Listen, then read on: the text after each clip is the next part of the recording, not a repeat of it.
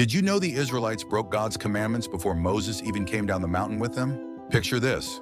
Moses is up on Mount Sinai for 40 days, receiving the 10 commandments directly from God. The very first commandment, no other gods. The second, no idols. But down below, the people are getting restless. Where's Moses? Is he even coming back? So they march up to Aaron and demand he make them a god they can see. Aaron, instead of standing firm, caves to the pressure. He tells everyone to bring their gold jewelry. They melt it down, craft a golden calf, build an altar, and Aaron declares a festival to the Lord. The irony is staggering. They're dancing, singing, and celebrating this idol like it saved them from Egypt. Then Moses comes down the mountain, sees the chaos, and explodes with rage. He hurls the stone tablets down, shattering them.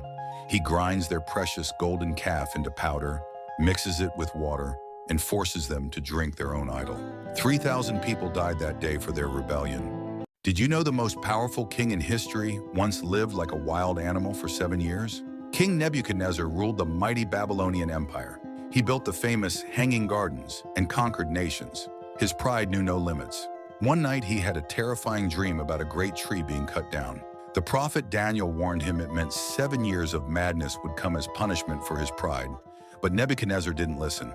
One day, while boasting about his power and achievements, something shocking happened. In the middle of his speech, his mind snapped. Instantly, he lost all sanity. For 7 long years, he lived outdoors like a beast. He ate grass like cattle.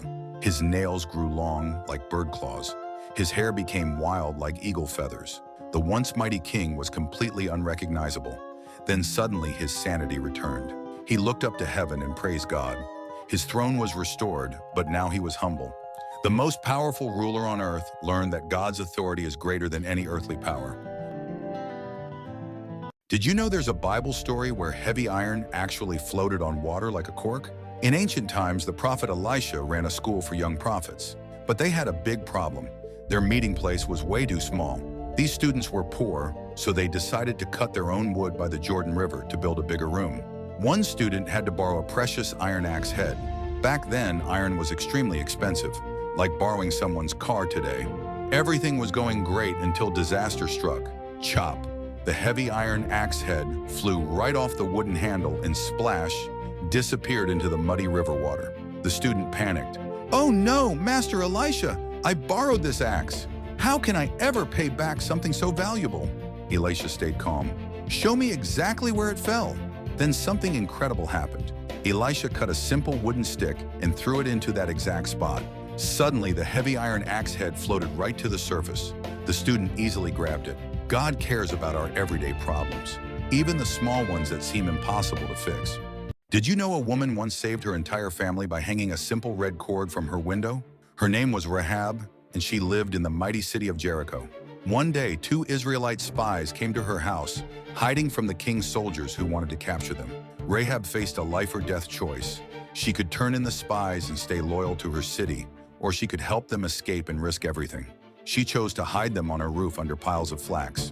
When soldiers came searching, she lied to protect the spies, sending the soldiers on a wild chase in the wrong direction. Before the spies left, they made a deal with Rahab.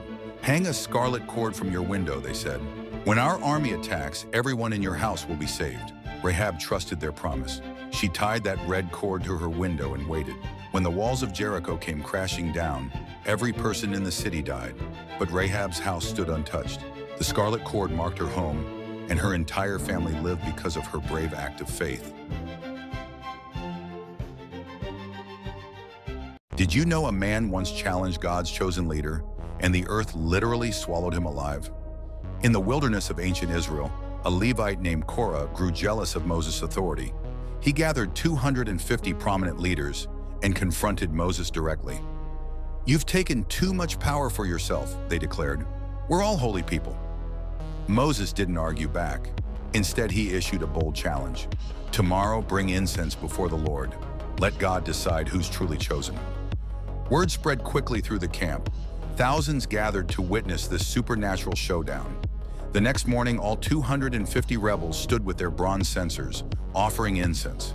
Suddenly, the ground beneath Korah's feet began to crack and rumble. The earth opened like a giant mouth, swallowing Korah, his family, and all their possessions alive.